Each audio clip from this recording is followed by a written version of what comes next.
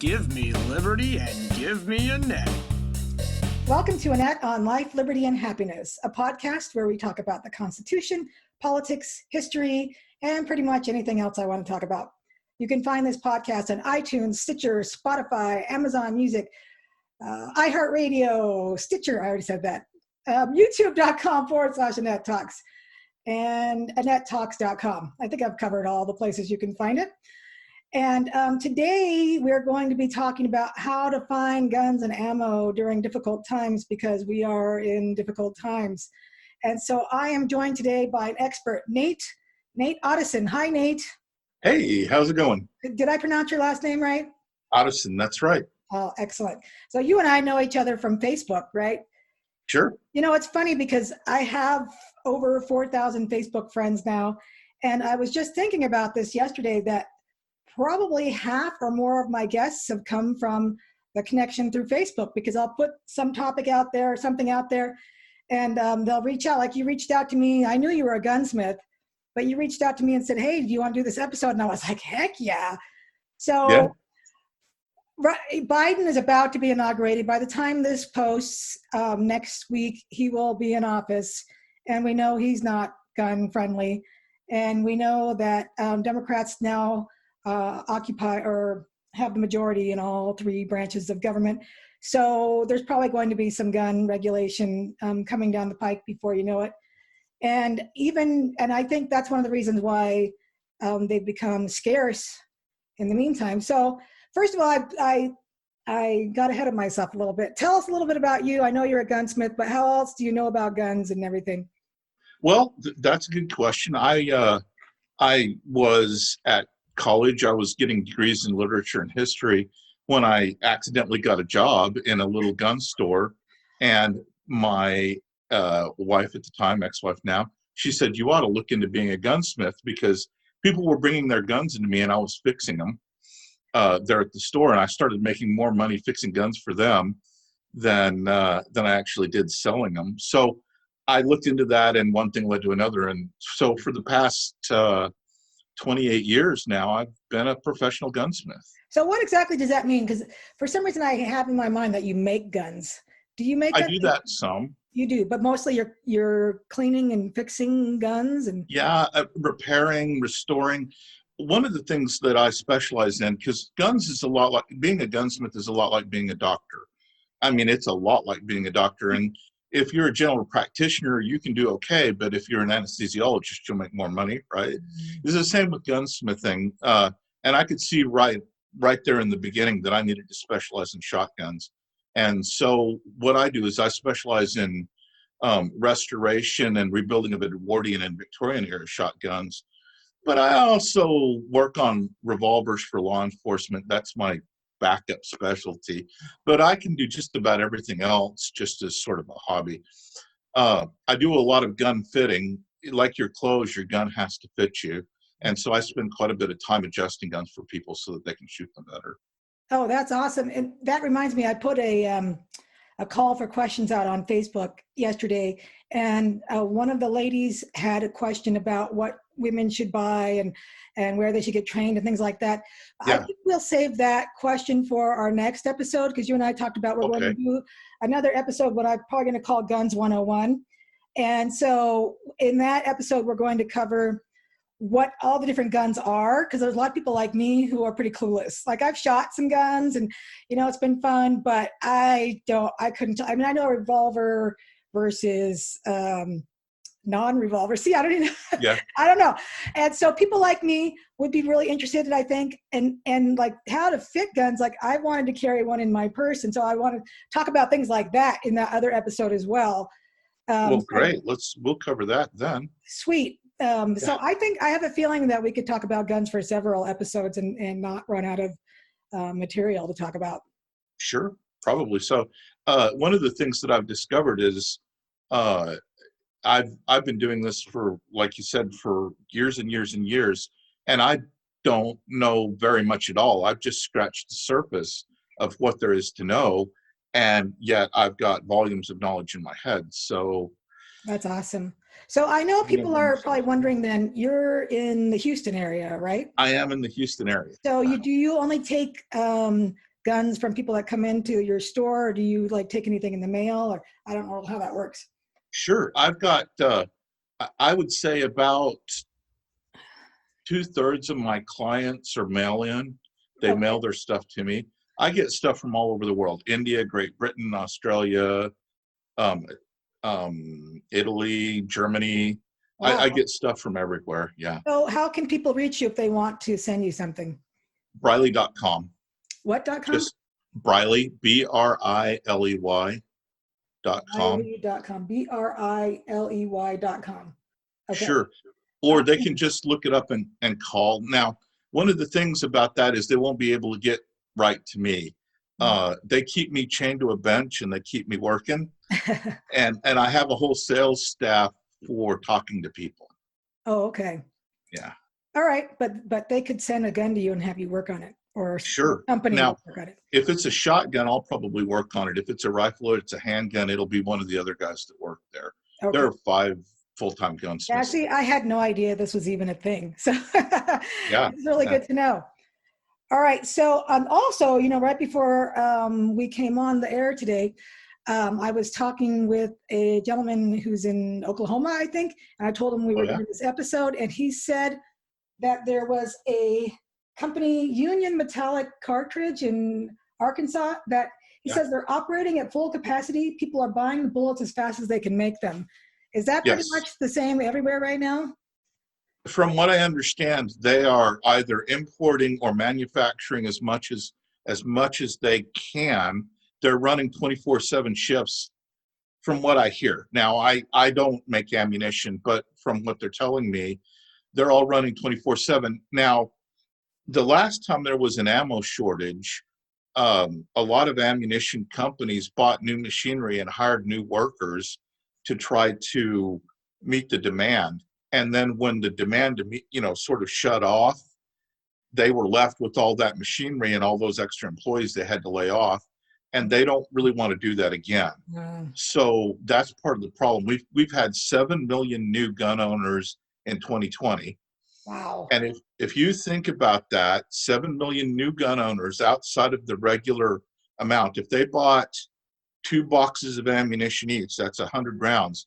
That's 700 million rounds of ammunition that they didn't sell last year. Ah. And that's part of why we have a problem.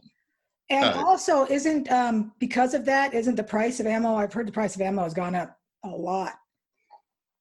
It has a lot. Now, one of the problems with that is, and we should talk about, where and how to get ammo as we're doing this, but you can buy a lot of ammo online through auctions, and that's where the prices are outrageous. If you go to gunbroker.com and you try to buy some 22 long rifle ammunition, you'll pay more for 22 long rifle ammunition a round than you paid for a box of it last year. Wow. And so unless you have to have ammunition right now from Gunbroker, I'd say stay away from all of your auction sites because they are just too expensive right now. Yeah, my mom actually went to Walmart and they were all out of ammo. This was maybe a month ago or so. Yeah. So that places like Walmart, they're not going to be able to get ammo right now. And I'll tell you why. It's interesting about the gun industry. It's a lot smaller than people think. And the people in the gun industry by nature have really long memories. And Walmart hasn't been kind to the gun industry. And because of that, they're not going to get ammunition right now. And so one of the best places to find ammunition right now is the exact opposite of Walmart. So one of the ways that you can find ammunition for a fair price right now is you need to go out, get in your car and drive to a small town and look for a little mom and pop gun store. A lot of those mom and pop gun stores, particularly if they're an hour out of major metropolitan gun centers, they still have a lot of ammo. And here's the thing about them. Usually from the distributors and the wholesalers, if they've been there for a while, they've developed contacts with the salespeople there and they've made friends. And they're like, hey, listen, I know that you've only got a limited amount of 9mm or only a limited amount of 38, but send me a few boxes, and those people will. They'll send you, you know, a case or two to those smaller stores. Houston is a really good example. I have a friend who runs a shop called Carol's Gun Shop, and it's not actually in Houston. It's out in Wharton, and it's about an hour southwest of Houston. And he's got ammo. Now, he doesn't have everything, but what he does have is 9mm and 223, which is what most people want. And he has a lot of it. Now, it's a little more expensive than normal, but because his name's John, because John is an honest person, he's a little more expensive, but he's not gouging anybody. And that's the kind of shop, if you want ammo, you've got to try to find a place like that. And they're all over the country still. You just have to look for them. That's interesting. Yeah, I never would have thought that. What about places like Cabela's? Are they? Sure. In Texas, we have Academy and we have Cabela's. Those people are going to have some of that because they, like I said, they've always been kind of the firearms industry. They've stood behind them. We've got a company called Dick's here too, and Dick's has not been good to the firearms industry, and consequently, they have almost no ammunition. But Academy's always been supportive, and they have a little bit. But there's two problems with Academy. One of them is there are these people who are, and I guess you get them whenever there's a crisis. They're kind of like vultures.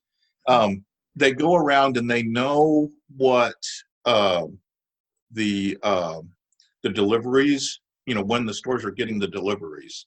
And they're going around and they're trying to be there when the trucks unload and bring out the ammo so that they can get that, and then they can bring it and they can put it on Gunbroker and sell it to you for really inflated prices.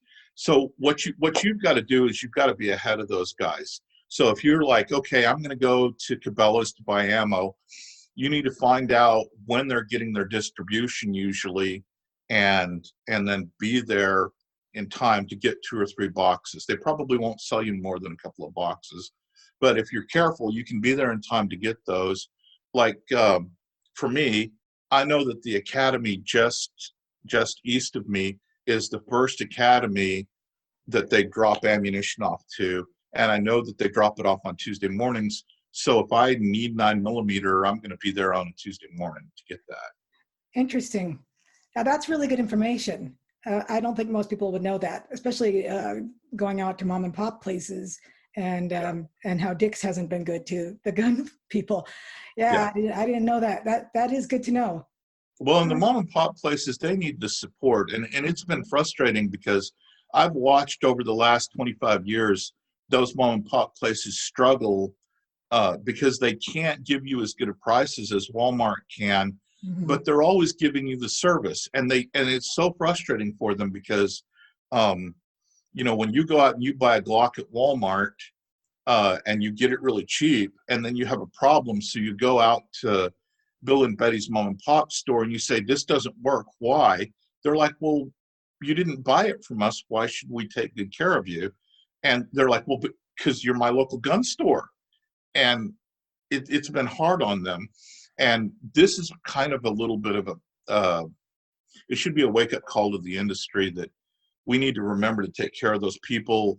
I mean, it's worth that 15% to go ahead and buy from them because they're going to be there during the crisis. Yeah, you're going to have a relationship with them. It sounds like we all need to find a mom and pop gun store and have establish a relationship with them, and so that we can get our weapons that we need and get our ammo when we need it and get things worked on when we need them to be worked on, and so that they're still around. In a few years. Where I work, Briley Manufacturing, the woman who runs our showroom, she's real close friends with the SIG distributors. And so even through all of this, when it's been hard to get guns, because we're close friends with the SIG guys, she's always had plenty of SIG 9mm and a few others to put up there for sale. And she's working real hard on being ethical. So she's selling these at 2019 prices. Wow, sweet. So, yeah. Doesn't it depend on where you live too? Because I was visiting a friend. Well, I was in South Dakota and I met up with a friend there, and we walked around. What's the main street? The main city there, Rapid City. And Sure. we were walking around downtown, and there was a mom and pop gun store, pretty big one, but they had a lot They had a lot of weapons and looked like ammo. Of course, I don't know enough to know whether they had the ammo that everybody It'll look wants at or little not. boxes like this.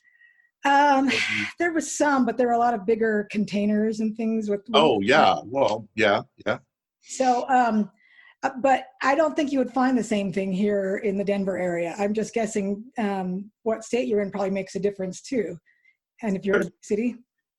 There are probably going to be good gun shops in Denver. I wish I knew which ones, and I could say, well, if you're in Denver, here's the store you go to, or if you're in Salt Lake, here's the place you go. But I don't know. I know Houston, and I know a couple of other places. But here's the thing: there's always going to be some gun guys near you who you can talk to. You just got to talk to a few of them, and once they start giving you, once 3 or 4 of them give you the same answer, you're probably going to be able to find the right place that way. Awesome. So that's the way that we find ammo. Now, what about weapons? Because right now, those are hard to find too, aren't they? They're a lot trickier to find. They're a lot harder, but they're not impossible. So there's a bunch of different ways to do that. One of them is you can make your own. If you're just listening, we now have a visual aid up. So if you want to see these guns, go to youtube.com/Annette Talks and find this episode. This is a Polymer 80 Glock 19. And I'm trying really hard not to use too much jargon here because I don't want you to have to struggle with that. But Glock makes a really good gun. And when people ask me, hey, I can only have one gun, what should I get? I almost always tell them to buy a Glock 19. And when we do the other one, I'll explain why. Okay. But the thing about this gun is it's not made by Glock. The frame's made by Polymer 80, and it doesn't come as a completed gun. So when you buy it as a kit, and you have to drill a few holes in it and remove some plastic with the file, and then put the parts together, and then buy some of the other parts and put those together. But because it's Glock, it doesn't require hardcore gunsmithing. If you can put your kid's bicycle together, you can put this together. So in other words, I can't do it, but there's probably a lot of people, especially guys out there, that can. Anybody who has a drill and can like I said, if they can put a bed frame together, they can put this together. So there's still some stuff like this. This one's a Polymer 80. This is the same. That's not the brand. Was that like the model? That's the company. Polymer 80 is a company. Now, they just got raided by the ATF a little while ago. Biden got into office, and now, we can expect low-level persecution like this. Yeah. When Clinton was in office, they went from gun dealer to gun dealer and tried really hard to put everybody they could out of business. Oh, gosh. And of course, everybody was like, well, he's not really completely anti-gun. And I'm like, well, that's because you're not a gun dealer and you don't know what he's doing.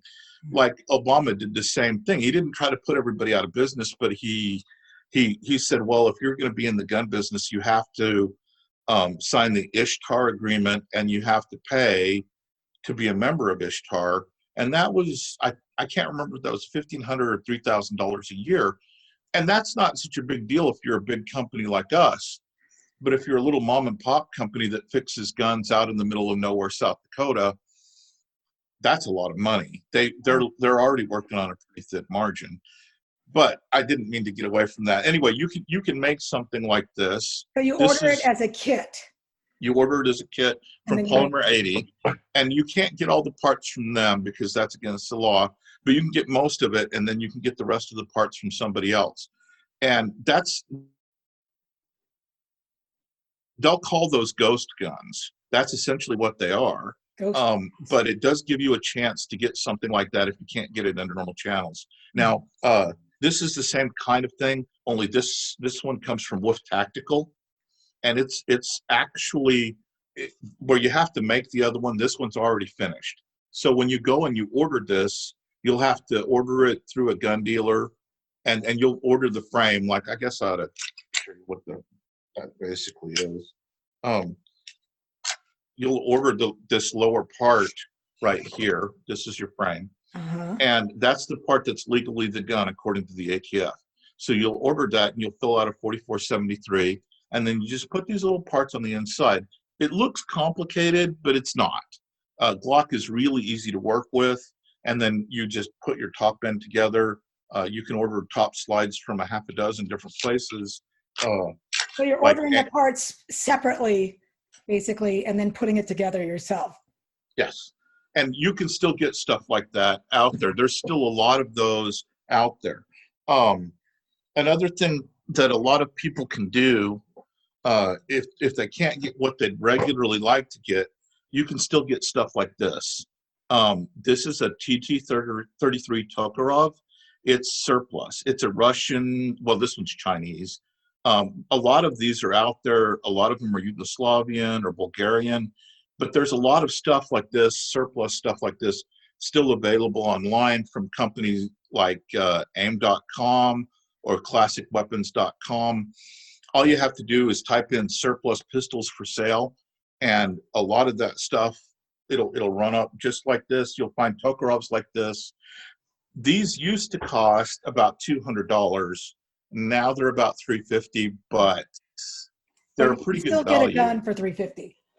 And the thing that is nice is they're a little crude, because I mean this is a Soviet gun, right? They're a little crude, but they work. They're almost indestructible. They're not very expensive, so they may be a little crude, but they're going to cover what you need. And what are they called? Tokarevs, but there are more than just Tokarevs out there. There are some Makarovs and some other things like this. Soviet and Chinese guns. Soviet and Chinese military surplus. Okay. This is another good example. There are still a few of these floating around out there. This is a surplus gun that you can just buy. It's a Nagant revolver. It's Russian also. I know in a minute you're gonna be like, all the stuff you have that's surplus is Russian, but there are a lot of these floating around out there, and they're not very expensive. And the nice thing about this is, okay, so it shoots a cartridge. Let me see, where did it go? I had some of them here. It shoots a really unusual cartridge. I don't know if you can see the box of ammo here. Yeah. But the nice thing about this is it doesn't have to be 7.62 Nagant. It'll actually shoot 32 Smith & Wesson long, which is one of the cartridges that seems to be real easy to get still. And so this will shoot a couple of different kinds of ammo. And that's a revolver. That much I can tell. It is. It's a revolver because the cylinder revolves. Well, you know, to me, it's easier because I don't know. It's easier to shoot a revolver than the what do you call it? We have to pull it, slide back. Yeah, a semi-auto. Yeah, it is. It's a lot easier to shoot a revolver. Here's the thing. So you've got a learning curve, whichever way you go. But the learning curve on an auto kind of goes like this. Where on a revolver, it's a lot slower, but it's harder to learn to shoot really well. Which both is of them revolver? Both of them take about the same amount of work, but the revolver's easier to start with. Oh, okay. I recommend a little model J-frame Smith & Wesson like this That's a revolver too, right? Yes. Okay. Now these are a little hard to find right now, but if you're listening to this podcast in a year, they're going to be all over the place again, and they're still available if you keep looking for them. This is a Smith & Wesson J-frame. This is a 440. Yeah. Okay. That just talks about the size. Let me just give you a comparison. This is a 357 Magnum, and it's a K-frame, and see, it's bigger. It's considered. Can you see? I don't know if you can tell. Put them up side by side. Like that? And then hold them up a little bit. boy, The- like that. up. Up. There you go. Oh yeah, now I can see the difference. Yeah. Yeah, yeah. The K frame is a lot bigger than the J frame. Right, it is. It Mhm. is. These are small. These are little 5-shot guns, but they're really nice because you can just load that cylinder and close it, and you can put it in your dresser, and it's going to be fine for the next 100 years. Wow. Uh, Another reason why I really like guns like this for beginners, and we're starting to get onto the 101 why you should buy this or that. But I'll tell your people really fast since we're here. See, if you get a gun like this, you can take it, you can go right down to your drugstore and buy a lock, like a padlock, and you can put it right here behind the trigger, and it's absolutely safe. You can't pull the trigger. So if you want something that's safe when you have kids in the house, but you want to be able to have it available to you really fast, just get a little locker lock that's a combination lock and put it behind there. And for next to nothing, you've suddenly made that gun absolutely safe, and you can use it because you can be like, oh, here's the numbers. In a crisis, you can probably remember those, and these are just easy to use. Yeah, that's awesome because people like me, I don't own any weapons right now. I would like to, but one of the things that's been holding me back is I have 3 kids at home. Yeah. And so I'm thinking, okay, there's the outlay for the guns, there's the outlay for learning how to shoot the things, how to clean them, and then a gun lock or locker or whatever, safe. Yeah, a To safe. put them in, Yeah. all this, and I'm like, it's way too much. But it sounds like something like that I could do a lot easier and cheaper to just get something like that and lock it, and at least that takes away having to buy a safe right away. It does, and so that way you could have that in your house, and it's safe, and your kids aren't going to get to it when you don't want them to, but it's still accessible, and you don't have to start a big outlay. A 442 or a 642 like that, they aren't a very expensive gun. During it's not a crisis time, you can usually pick one of those up for about $350. And right now, what are they about that or? Yeah, well, one of the nice things is most of the people in this business who are selling, like the mom and pop stores, they're going to charge you about $450. They aren't going to hurt you because it's hard times. Like where I'm working, they wouldn't charge you more for it than they normally would, as long as they didn't have to pay more for it. So Right. they won't gouge you, and you should be able to get one for about $400 if you keep looking. Okay. Just look for a J-frame. One of the things about J-frames is they come in a lot of different. Oh, here, see, now I can see what I'm looking at. This one's a J-frame too. It's if you look close at it, you can see how they're really related. The actual frame size is the same. Mhm. This one has a longer barrel, and this is a 38, right? This is a 38. And so it has 5 shots. This one is a 32 Smith & Wesson, and so it has 6. Oh, okay. I 'Cause didn't even it's- know. I know I've heard of 6 shooters, but I didn't know there were 5 shooters. So There are 5 the shooters. most important question I have about those is, do any of those come in pink? Yes. Really? Yes. I'm kind of kidding about that, but No, Smith & Wesson they've made these guns in pink. And they used to make them in pink a lot, but then there was a sort of feminist backlash. oh gosh, come on, ladies. Yeah, they were like, I don't want all my guns pink, for heaven's sake. And so then they Well, made them in not all of them, but one would be nice. oh yeah, and then they made them in a dove gray for a while, a kind of nice, tasteful dove gray.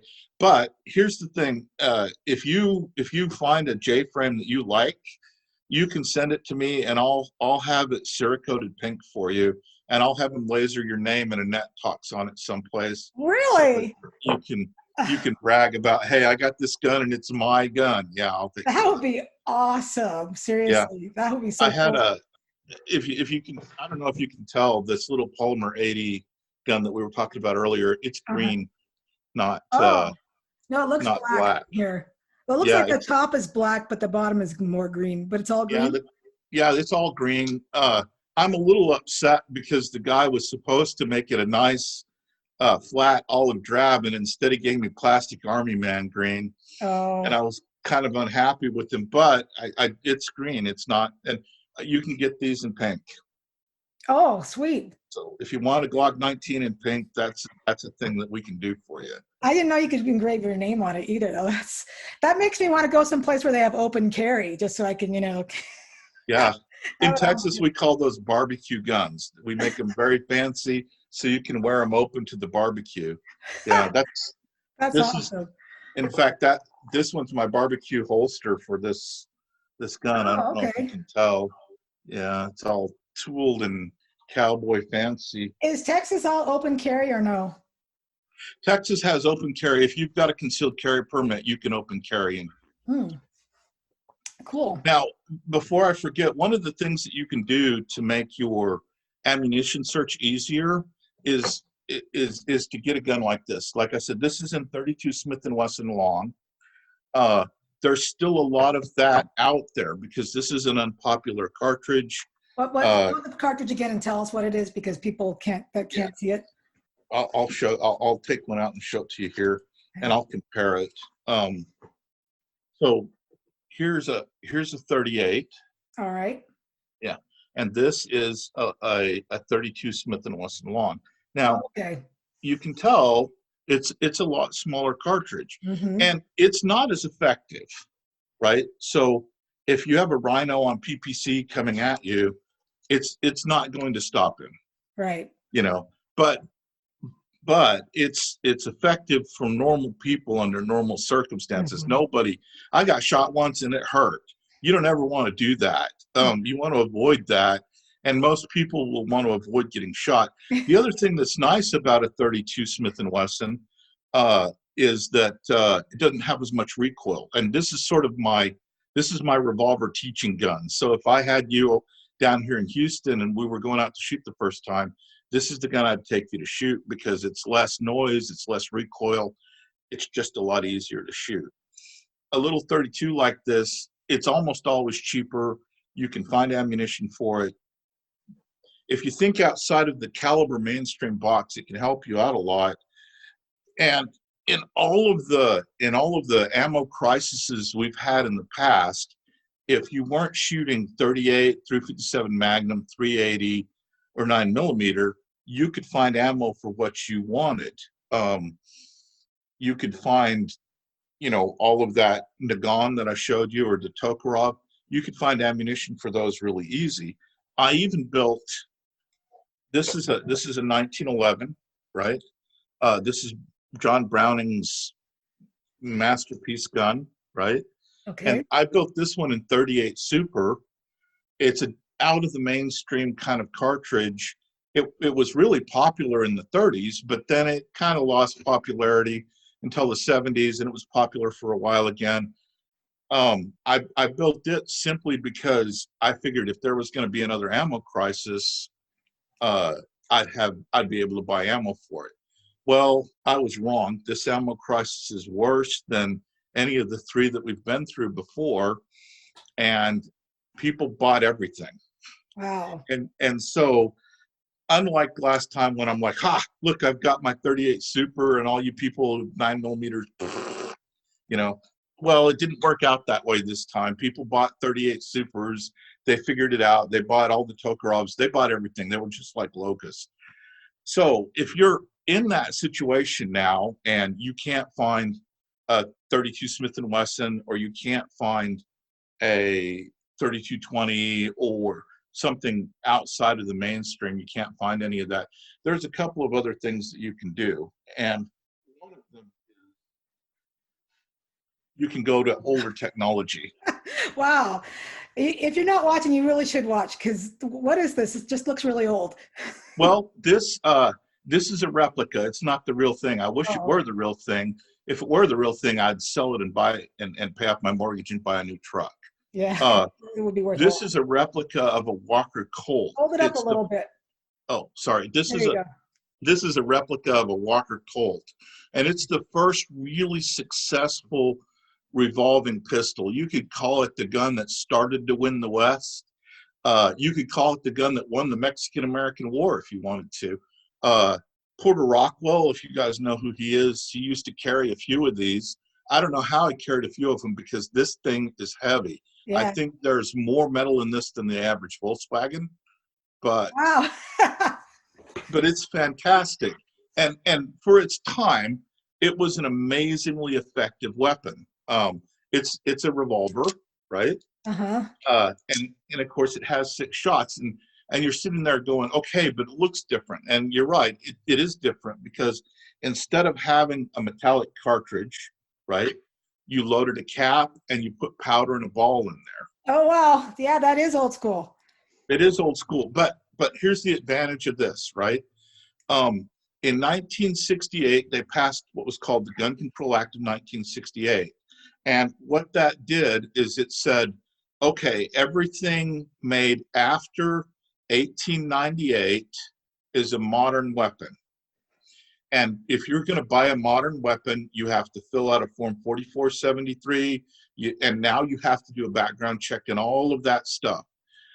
Guns like this do not count. Ah, Uploaders are not part of that. So if you want, you can buy this through the mail. You can go down to your pawn shop and you can buy it without filling out a 4473. It's the last kind of free gun that you can actually own. so if you're a felon or if you have some other issues or something like that, Yeah. that's a way to get around a background check. Well, I'd like to put it this way. Let's say you had some trouble in your past and you still want to defend yourself, or you need a second chance. Muzzleloaders count as a second chance. All right. So how And hard is it to get the what is it, the ball and powder or whatever it is that you have to put in there? it is really easy. You can. These are the caps. You can just buy these at your Cabela's. The Remington, And what's it say on it? oh, this is a Remington. 100 number 10 percussion caps. Okay. I had to, so the people that are not watching, they should come and watch, but so they know what we're talking about. Yeah, these are just, like you said, these are Remington percussion caps. CCI makes percussion caps. Any number of people make 10 or 11 percussion caps. 10 or 11s are going to fit on all of your originals and all of your Italian replicas. You should get both kinds and see which ones work best on your gun. But if you can't get them, and then this is a little bag of balls, right? Those are the balls that you So shoot in them. funny, yeah. Yeah, and even during the worst of this crisis, you can still get that stuff. So You can how get hard is black it powder. to load this thing up to get one shot? So here's the nice thing about this, right? I don't know if you can see this, but during the Civil War, they started to make paper cartridges for these things. Uh-huh. And that's And a little so ball on the end there. It looks like it's a little ball with a paper cartridge around it, and there's it's got powder inside there. powder inside the paper. Okay. And this paper is it's flammable. What it is it's coffee filter treated with nitrate. Oh. And so you can just make a paper cartridge for these. You can take your coffee filters and you can treat them with nitrate. There's a lot of videos online. Era's Gone Bullet Molds has a great video on how to make your own paper cartridges like this. So you can take a gun like this and you can load it almost as fast as you can. This is another example. This isn't a Walker. This is an 1858 Remington. It's not an original because it has a brass frame. Remington never did that, but you can still get guns like this for $150. So that's the same thing where you would need to make cartridges? Yeah, you want to make cartridges for it? So it looks like it's a revolver. So does that mean you could put 5, 6 cartridges in there? Yeah, it has 6 cartridges that go in it. Oops, it has 6 cartridges that go in it, and it's just an ordinary revolver. It works just. You're just making your own ammo, basically. It's just like making your own ammo. And I know this sounds complicated, but when you make your first one, you'll be like, oh man, Nate was right. That was really easy. And they're really cheap to shoot. And if you're as cheap as I am, you can buy a bullet mold like this, and you can make your own balls from lead that you get from the tire store. Where do you get that thing from? This bullet mold? Yeah. Well, I actually inherited this one. I inherited a whole bunch of them, but you can order them from. The best place to order bullet molds for something like this is Era's Gone Bullet Molds. All right. And they have original bullet molds that would have been the stuff they had during the Civil War. He does research on what their bullets look like originally. He gets engineering drawings, and then he gets Lee to make him molds, and they're easier to make paper cartridges with his bullets. Huh. These are just round balls bought from the local Cabela's, Uh-huh. but you can make them with the bullet mold, like from Aerosgon bullet molds, and it's cheaper to shoot that way. I mean, basically what you're doing is paying for your percussion caps, which I can't remember. I think this cost me $3.25 for 100 caps. And I don't know what powder costs now because I haven't bought any in about 10 years. Because when I was a member of a muzzleloading club, we got it for $9 a pound, and I bought as much as I could get, and I still have all of it. You can just put it in your powder horn and load it loose, or you can make So paper awesome. cartridges. I had no idea that stuff was still out there. That's so cool. Well, and here's the thing: if you can't get caps, right, and you're like, Nate, I'm out in the middle of nowhere, I can't get percussion caps.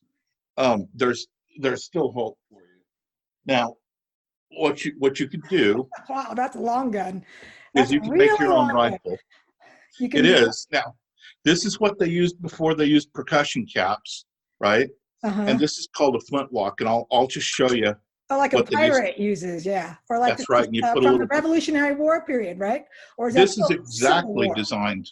Yeah, when I was in gunsmithing school, I did my summer internship with a guy named Jim Chambers, and he was the one who made the rifles for Last of the Mohicans, and I made this while I was working for him. But you can get kits for these things, where anybody with reasonable skill can put one together themselves. And see that Whoa. spark? That was fun, yeah. Yeah, and that'll just shoot it. So you don't necessarily even need percussion caps if you're resourceful enough to put that together. Oops, sorry. Yeah, we don't want any guns falling over. Just gonna. If you're resourceful enough to put that together, then you're good to go, and you can do that. I've got a bullet mold for that I bought when I was in Friendship, Indiana at the National Shoot, but you can get bullet molds for stuff like that, and you can shoot those forever for next to nothing. And so if you're like, hey, listen, I need a rifle to put meat on the table, and it's a tough time right now, you just order some of those muzzle loading kits from Jim Chambers, flintlocks, or doggone it, there's another guy. I'm so sorry. Let me just Sorry. This is fascinating. It's fun just looking at all the different guns and bullets. That's awesome. Well, I do have, I'm not quite done yet. Let's see. Yeah, good. We still got time. I was afraid I would okay. Yeah. There's this guy, and his name's Jim Kibler.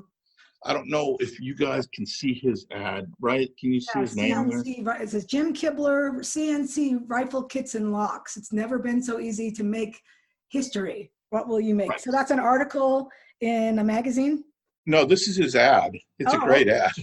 But he's got some kits, and I've seen them, and anybody can put one of those together. So They're if a you go little to like expensive. Google Jim Kibler rifle kits, something like that.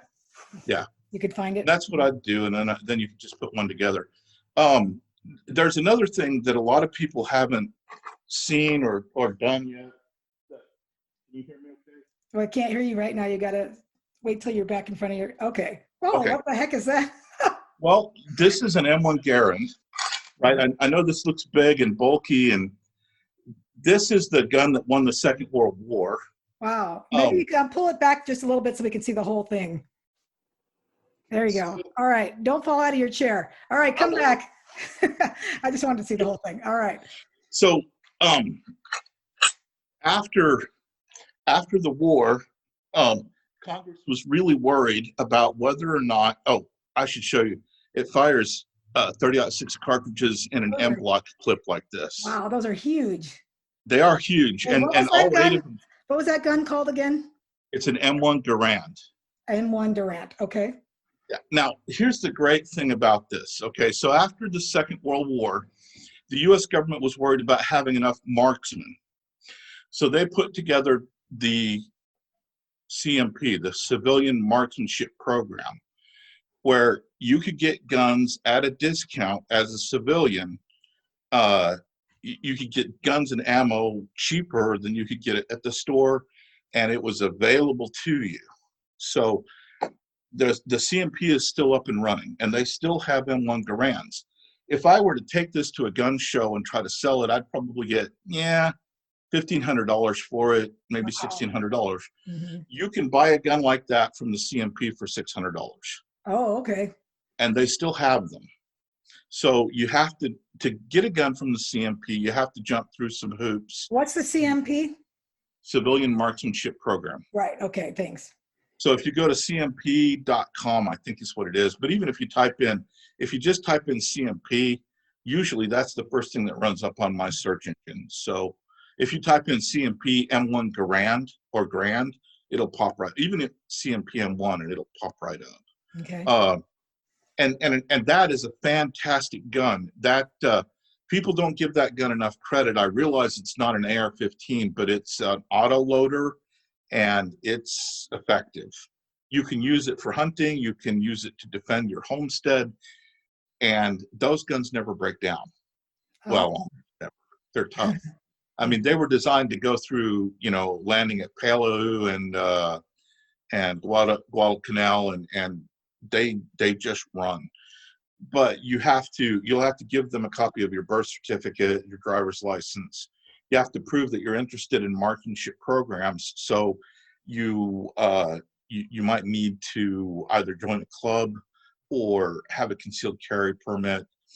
You have to have proof that you're interested in military firearms. So, like, for instance, I joined the M1 Grand Collectors Association. I know that's jumping through a lot of hoops, but it's actually really not as complicated or difficult as it sounds. And considering what you get for the money that you spend, you get a lot. So That sounds like it. That's a great way.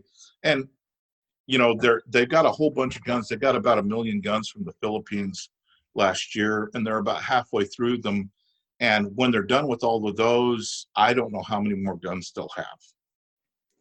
So are those from the Philippines, were they taken there during World War II? Is that what happened, or? No, actually, we gave them to the Philippines after the war. A lot of the guns that the CMP have, they were given to, say, Greece. Right after World War II, we sent a lot of M1 Garands to Greece because they were fighting a communist insurgency. They got some of them from Korea, Denmark, and as they sent those back in, they went back into the system, and since the U.S. of course isn't issuing M1 Garands anymore, they got sent to the Civilian Marksmanship Program. Cool. Yep. Excellent. So is that your last gun? Well, no, I've got a lot more. All right. Well, I think that's probably good for this this time that we have. That's a lot of great information. I'm just picturing some of my gun friends just drooling over this episode. So I'm excited to put it out there. Yeah, it should be good. Any other final advice before we wrap this up? Yes. This isn't going to be the last crisis out there. There's going to be an ammo or a gun crisis again in the future. So what you need to learn from this is to get through this crisis now and be ready for the next one. And if you do that, then all of your friends are going to be like, oh, wow, how did you manage? And you can say, well, I followed Nate's advice. But be ready for the next crisis and be careful. We need a lot of ammunition to test fire. And so we've got a big ammo cabinet. And the other day we went to get some 9mm out of it, and we should have had one more case left. And somebody at work stole the whole case of ammunition from us out of a locked cabinet, just like people were stealing PPE out of hospitals. And so be careful about your ammunition. If everybody knows you have it and they start to get desperate, they might want your ammunition. Right. So be sure you keep your ammunition locked up too. Yeah. it's funny because I have guy friends on Facebook that are gun owners, and all of a sudden they've all had like boating accidents where their guns have gone over the boat out into the water, or other. Oh, there was when I moved, all my guns and ammo disappeared. Yeah. It's cute that little stories that they've come up with, so people don't think that they have any ammo. So, but I can see why that would be. Yeah, that would be dangerous if people out there. I don't own any weapons or ammo, people. Although I will get one for protection at some point. So don't come to my house thinking I'm not protected.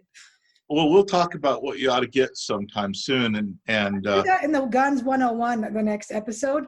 We can use me as a test case of what to get for a female who's looking for her first weapon that has kids, because I think there's probably a lot of us.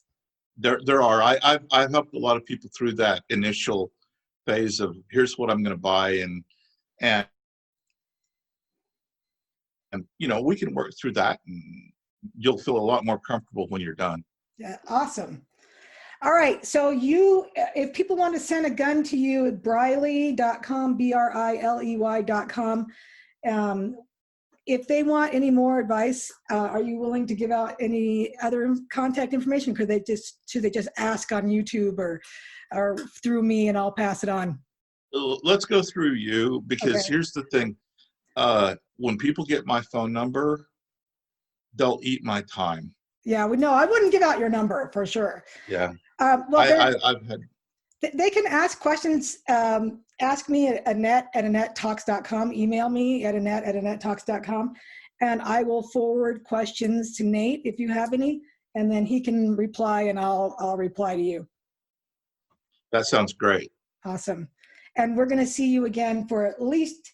We're going to do the Guns 101 we talked about, where we go over what different guns are and how they work and things like that, and what a female with kids, first-time gun buyer should get. And then we're also talking about doing another episode coming up. That was a little bit. What's that? No, nothing. Okay. There was a glitch in my computer. Yeah, there was on mine too. Hopefully it'll iron out when we look at the recording. But we're going to also do an episode on what knives to buy for your bug out kit and other things that should go in it. So people look forward to that. That'll be a lot of fun. So That'll be great. I can't wait. yeah, me too. All right. Thanks, Nate, for showing up and giving us all that great information. And I love all the visual aids. That was a lot of fun. And My pleasure.